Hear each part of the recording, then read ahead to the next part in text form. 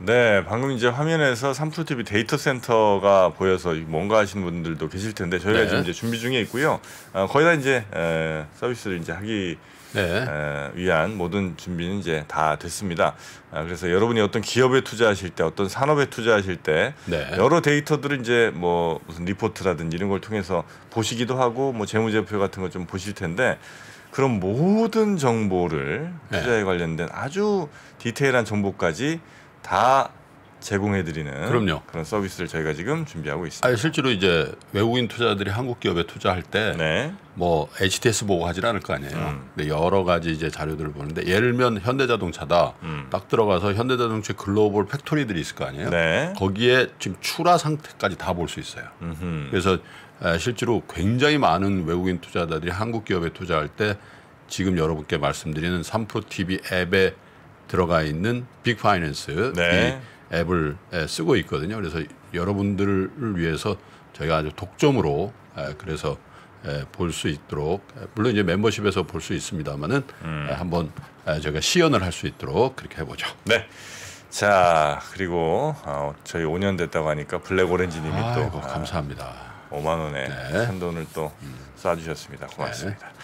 자 그러면 저희 3프로TV의 자랑 권순우 취재팀장과 함께 뉴스 3플러스 한번 가볼까요? 권 팀장님 어서 오십시오. 네 안녕하세요. 3프로TV 권순우 팀장입니다. 아유 많이 기다렸어요. 아유 저 없는 동안 존재감을 또 보여주시기 위해서 많이 망가졌잖아요. 근데 오늘 5주년 기념으로 정포님 팬들 이렇게 앞에 스튜디오 앞에 와 계시네요. 네, 저분들이 이제 100% 여성분들이군요. 네, 저의 팬인 동시에 또 몬스타엑스의 팬이거든요. 그래서 이제 겸사겸사 오신 것 같습니다. 아유 고맙습니다. 예, 몬스타엑스를 보러 더현대 건물에 오시면은 3프로 스튜디오에서 김프로님과 정프로님을 볼 수 있습니다. 네, 저 표정 봤어요? 멍미? 네, 우리 김프로님이 항상 그 겹불 쬐지 말라고 말씀하시는데 저희는 이제 몬스타엑스의 겹불을 좀 오늘은 좀 쬐보도록 하겠습니다. 자, 권 팀장님 오늘 그러면 첫 번째 뉴스부터 한번 가볼까요? 뉴스 하기 전에 시황 잠깐 말씀드리면은 그 골드만삭스 실적이 굉장히 안 좋았어요. 박살났더군요. 예, 그 차트 골드만삭스 맨날 우리 박살난다고 뭐 맨날 그러더니 본인이 박살났습니다. 6% 정도 빠졌고 실적이 너무 안 좋아요. 11년 만에 최악의 분기 성적표를 받게 됐는데요. 그러니까 한 주당 순이익이 한 3.32달러 정도 나왔어요. 근데 전망치가 5.48이어서 한 40% 미스 났습니다. 그러니까 40% 미스 정도면 애널리스트가 잘못한 게 아닌가 싶은 생각도 좀 들어요. 40%면 그게 전망치로서 의미가 있나? 워낙 크게 좀 안 좋았었고, 그러니까 사유로는 뭐 기업의 인수합병이나 증시 상장, IB 쪽의 실적이 많이 좀 안 좋았던 것 같아요. 그러다 보니까 다우존스가 안 좋습니다. 다우존스가 한 1.4% 정도 하락을 했고요. 다우 지수에 들어가 있죠, 골만삭스가. 나스닥은 뭐 그냥 강보합 정도. 뭐 S&P는 약보합 정도로 끝이 났습니다. 첫 번째 뉴스는 중국이 작년도 경제 성장률을 발표를 했는데 3% 나왔습니다. 그러니까 3%? 그러니까 중국이 경제 성장률 전망을 잘하는 나라로 유명하잖아요. 어떻게든 맞추죠. 계획을 잘하는 거죠. 전망이라기보다. 어쨌든 끌어맞추는데 이게 원래 작년 3월에 그 연간 전망치를 5.5% 제시했었어요. 근데 3% 나왔으니까 좀 크게 미달한 상황입니다.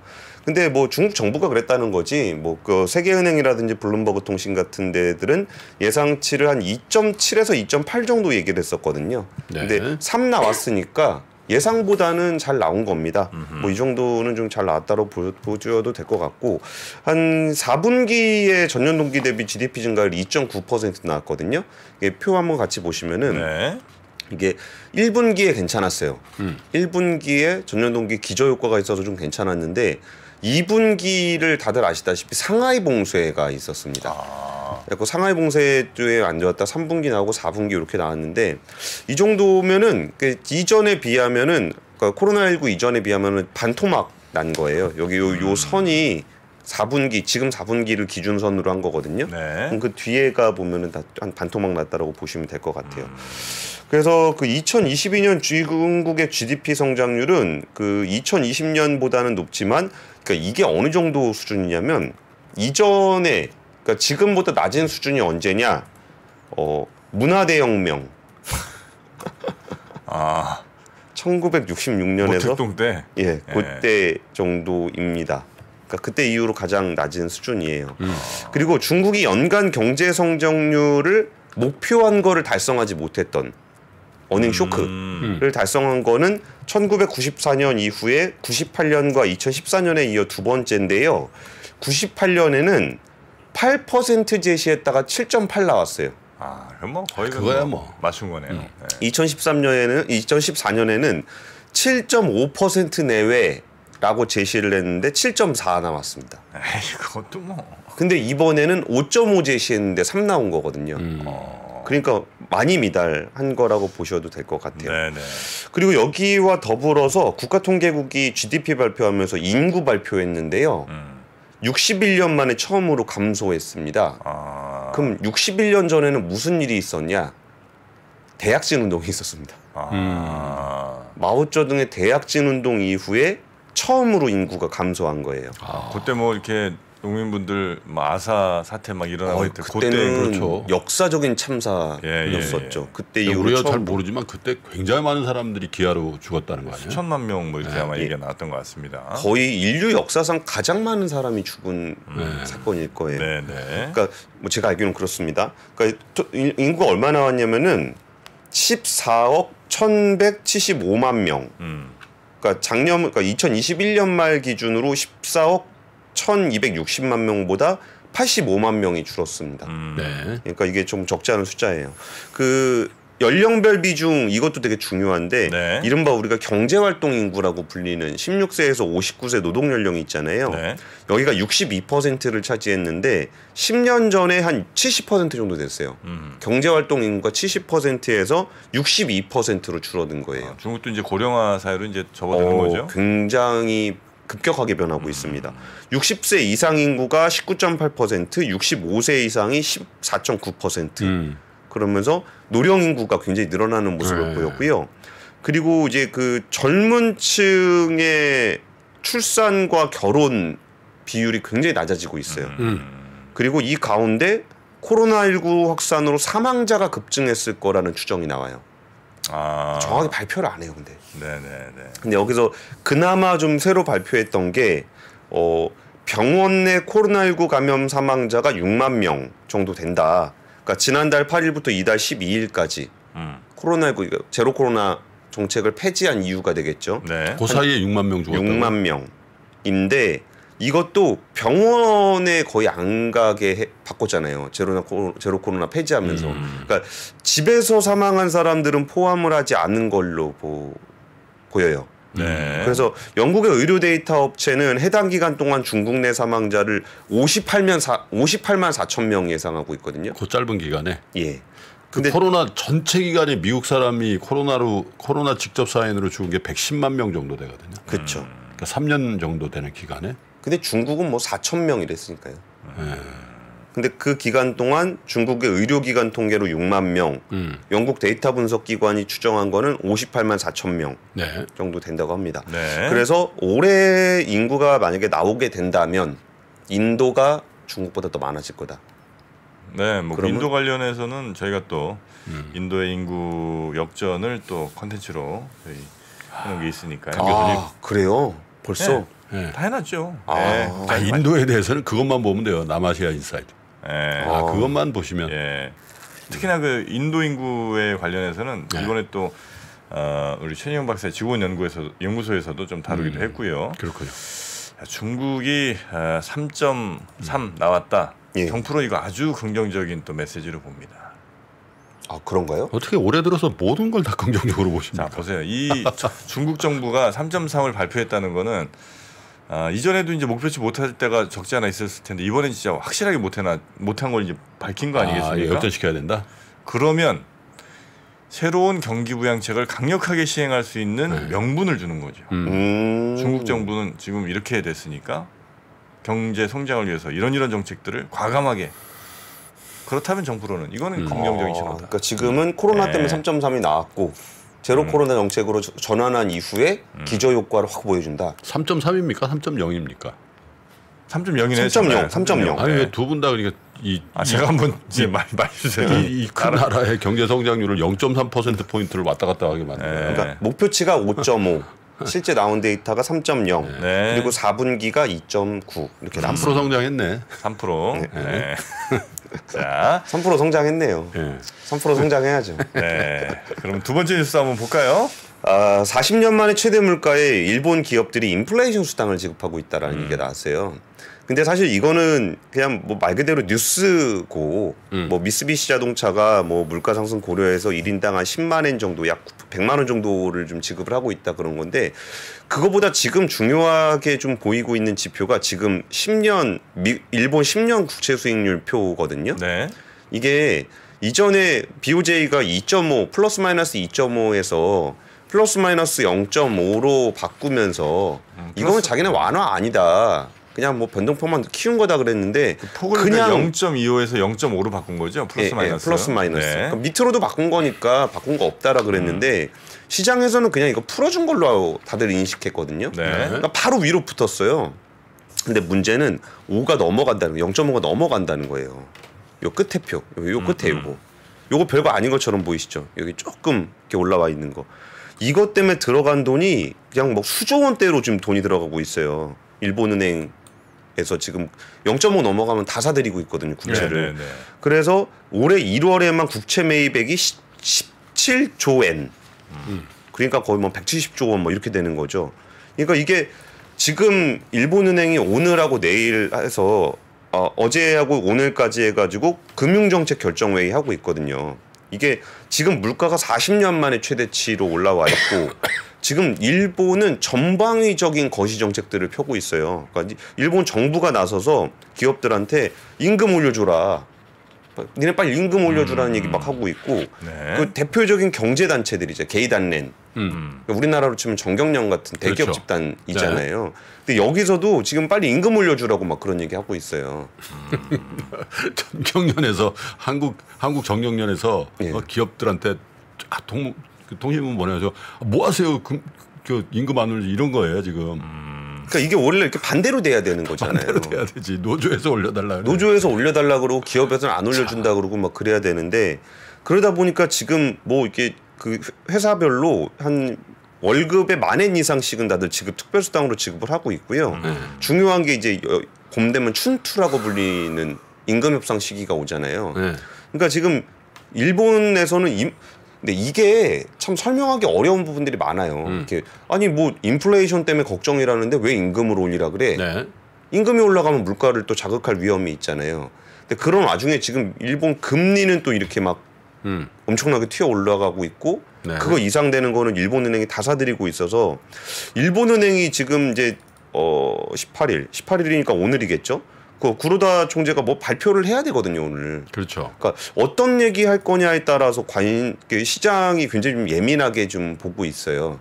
그래서 오늘 코스피 있는 동안 만약에 발표가 된다면, 근데 제가 정확히 언제 발표되는지 잘 몰라가지고 이거에 따라서 우리나라 시장도 좀 큰 영향을 받지 않을까. 아니, 우리나라 시장뿐만이 아니죠. 전 세계 시장이 영향을 받을 걸로 보이는데 그 부분에 대해서도 좀 눈여겨 보셔야 될 오늘의 이벤트가 아닐까 싶어요. 네. 자, 일본 얘기, 중국 얘기 해봤고요. 세 번째 뉴스는 여기 얘기군요. 둔촌 얘기. 둔촌 주공. 네. 여기 어제 마감했어요. 네. 그래서 어제 저녁에 저희 또 삼투TV 저녁 라이브에서 부동산 토론했잖아요. 한문도 교수님하고 고종석 대표죠. 네. 고종석 대표. 대표. 네. 두 분을 모시고 한 분은 이제 상승의 무게를 두시고 한 분은 또 하락이 될 거다 올해 부동산. 두 분과 아주 열띤 토론을 했는데 막판에 계속 이제 부추겼거든요. 막판에 거의 뭐 시계 풀르고 뭐 하실 분위기까지 제가 만들어놨습니다. 사실 이제 우리 제작진에서 토론은 김프로다. 저보고 이제 딱 그 사회를 보라고 이제 예고까지 나갔어요. 그래서 내가 우리 제작진은 야 이걸 내가 하면 어떡하냐. 정프로가 해야 된다 이거는. 그래서 내가 교체를 하라 그랬죠. 네. 성공했죠? 성공했어요. 두 분이 거의 뭐 다음번에는 이제 링에서 토론하시기로 했거든요. 네. 연배도 비슷하실 거야. 네. 헤드기어 쓰셔야 되는 거죠. 헤드기어 쓰시고 마우스피스 끼시고. 네. 자, 그래서 둔촌주공이 어제 마감이 됐고 뭐 한 분은 또 약간 뭐 저조한 거다. 이거는 이 정도면 선방했다 뭐 등등의 말씀들이 있으시더라고요. 갈려요? 이 정도면 선방이다 아니면 완전히 망했다. 그러니까 이제 기사 제목으로 보시죠. 기사 제목으로 보시면은 뭐 1,400채가 미계약이 돼서 규제 완화에도 포기가 속출했다라는 기사 제목을 동아일보가 달았고 지금 한번 보여주시죠. 그리고 뭐 선방이냐 시장도 위축이냐 이렇게도 된다는 게 있고 규제 해제 덕에 선전한 듯이라는 제목도 있고 둔촌주공에 떨고 있는 증권사들 이런 제목도 있고 실거주 의무 없다 규제 완화로 분위기 바뀐 둔촌주공. 일단 저 파이낸싱 끝났죠. 파이낸싱 했죠. KB증권에서. 네, 끝났습니다. 그러니까 이게 지금 여기가 발표를 안 했어요. 계약률을 공식적으로 발표할 의무가 없다 그래서 발표를 안 해서 여기저기에서 이제 추정하고 그러니까 기자들이 뭐 공식 발표 안 한다고 기사를 안 쓰진 않잖아요. 네. 그래가지고 한 70% 정도 되는 걸로 좀 보고 있어요. 근데 이게 그 일반적으로 정당 계약은 이제 최초 당첨자가 실제로 계약하는 기간이거든요. 여기서 한 70% 정도 나오면은 대략 성공으로 평가를 하는 게 맞는 것 같아요. 근데 여기서 이제 초기 계약률이 좀 낮더라도 이제 무순위 청약까지 가게 되면은 여기가 규제 엄청 풀어놨거든요. 그래서 준공 전까지 미계약분까지는 완판되지 않겠느냐라는 전망이 지배적이긴 해요. 근데 이거를 그러니까 지금 둔촌주공이 처음에 3.7대 1 정도 경쟁률이 마감이 되면서 흥행이 생각보다는 저조하다라는 평가가 나고 3.7대 1은 거의 진짜 폭망급이죠. 경쟁률로 따지면 사실은. 예. 그런데 이때 이후에 규제를 왕창 풀었잖아요. 전매 제한도 기존에 8년이었거든요. 8년 동안 전매를 못하게 해놨던 거를 1년으로 줄고 실거주 2년 의무도 사라져서 입주하자마자 전월세 놓을 수 있게 되고 분양가 12억 이상 되면 중도금 대출 못 받았던 것도 풀어주고 다 풀었네. 이런 걸 다 풀어줬어요. 그래가지고 그때 이제 둔촌주공 일병 구하기라고 이거 근데 사실 맞아요. 원희룡 장관은 뭐 특정 단지를 위한 규제 하나는 없다라고 얘기를 했었지만 그렇지 않았었죠. 그래가지고 이제 다양한 규제 완화책이 나오면서 그러면서 어쨌든 70% 정도 달성한 걸로 보이니까 양호한 걸로 볼 수 있지 않겠느냐. 일병 구했다? 구했다고 보는 게 맞을 것 같은 게 제가 지금 드리고 싶은 말씀은 둔촌주공이 문제가 아니라 평촌 센텀퍼스트 여기 일반 계약 물량 1,150가구 중에 1, 2순위 청약 결과 350명 신청했거든요. 0.3대 1. 그러니까 우리가 둔촌주공이 워낙 대단지다 보니까 여기만 바라보고 있는데 사실 그렇지 않은 곳도 꽤 이제 나와요. 평촌에 무슨 아파트요? 평촌 센텀퍼스트. 센텀퍼스트면 어디 거예요? 센텀이면 브랜드가 어딘지 모르겠네. 근데 여기서 중요한 포인트는 뭐냐면은 센텀 부산 아니에요 원래? 센텀시티? 아는 센텀 다 나오는 거죠 이제. 근데 여기가 중요한 거는 둔촌주공은 그래도 고분양가 얘기 나왔을 때보다 훨씬 낮췄어요. 센텀퍼스트는 처음 나왔을 때보다 지역하고 비교를 해보면서 야 분양가 너무 비싼 거 아니야? 라는 얘기가 많이 나왔어요. 그러니까 우리가 부동산 시장을 바라볼 때 뭐 한 분은 뭐 언제 간다 아니면 우리 다 망했다 이렇게 되는 것도 있지만 사실 시장에서 제일 중요한 거는 적정한 가격에 적정하게 거래되는 게 제일 중요한 거잖아요. 그러니까 비싸게 분양가 나왔다라는 데는 0.3대 1 나오고 그래도 분양가 좀 많이 낮췄다라는 데는 그래도 완판이 됐다. 저는 이 정도가 정상 시장으로 봐야 되지 않을까 싶다는 거예요. 이게 뭐 그냥 하나 한 군데 안 되니까 다 안 돼. 한 군데 되니까 다 돼. 이런 게 아니라 정말 가격을 적정하게 낮춰서 하면 거기에 살 사람이 있는 거고. 그렇죠. 뭐 야 그래도 이 정도면 괜찮은 거 아니야? 비싸게 팔겠다고 그러면은 0.3대 1 나오는 거고. 이게 오히려 좀 시장이 정상화되고 있는 분위기가 아닐까. 그러면서 이제 그동안 워낙 많이 올랐으니까 하향 안정되는 거는 정당하다고 봐요. 그러면 점점 낮춰갖고 낮춘 걸로 파는 데는 거래가 되고 비싼 데로 하면 거래가 안 되고 그러면서 점점 하향으로 안정화되는 추세로 가는 게 제일 안정적인 부동산의 흐름이지 않겠느냐. 시장 기능도 살아나고. 예. 네. 그러니까 뭐 무조건 뭐 다 망했어. 뭐 아니야 뭐 예전처럼 부동산 과열 다시 올 거야. 라는 것보다 적정하게 내려오고 있는 시점에 자기가 보기에 적당한 가격이라고 한다면 거기서도 거래가 이루어지는 네. 그런 쪽으로 우리가 보아야 되지 않겠느냐라는 말씀을 좀 드리고 싶었어요. 경쟁률이 또 굉장히 높은 단지도 나와요.